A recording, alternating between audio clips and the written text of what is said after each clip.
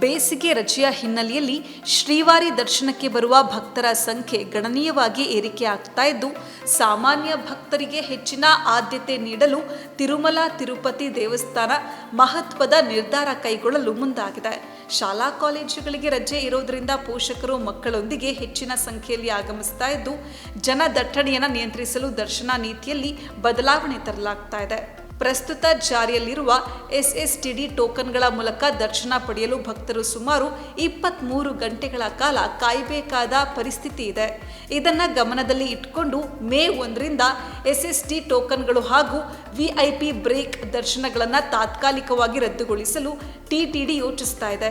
ಇದರಿಂದ ಸಾಮಾನ್ಯ ಭಕ್ತರು 8ರಿಂದ 12 ಗಂಟೆಗಳ ಒಳಗೆ ದರ್ಶನ ಪಡೆಯಲು ಸಾಧ್ಯವಾಗಲಿದೆ.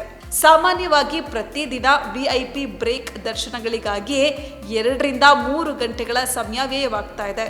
ಒಂದು ವೇಳೆ ಈ VIP ದರ್ಶನಗಳನ್ನು ರದ್ದುಗೊಳಿಸಿದ್ರೆ ಆ ಸಮಯದಲ್ಲಿ ಹೆಚ್ಚುವರಿಯಾಗಿ 15,000 ಸಾಮಾನ್ಯ ಭಕ್ತರಿಗೆ ದರ್ಶನ ಭಾಗ್ಯ ಕಲ್ಪಿಸಬಹುದು ಎಂಬುದು ಅಧಿಕಾರಿಗಳ ಲೆಕ್ಕಾಚಾರ. ವೈಕುಂಠ ಏಕಾದಶಿಯ ಸಂದರ್ಭದಲ್ಲಿ ಅನುಸರಿಸುವ ಏಕ ಮಾದರಿ ದರ್ಶನ ವ್ಯವಸ್ಥೆಯನ್ನ ಮೇ, ಜೂನ್ ಮತ್ತು ಜುಲೈ ತಿಂಗಳುಗಳಲ್ಲಿ ಜಾರಿಗೆ ತರಲು ಸಿದ್ಧತೆ ನಡೆಸಲಾಗ್ತಾ ಇದೆ.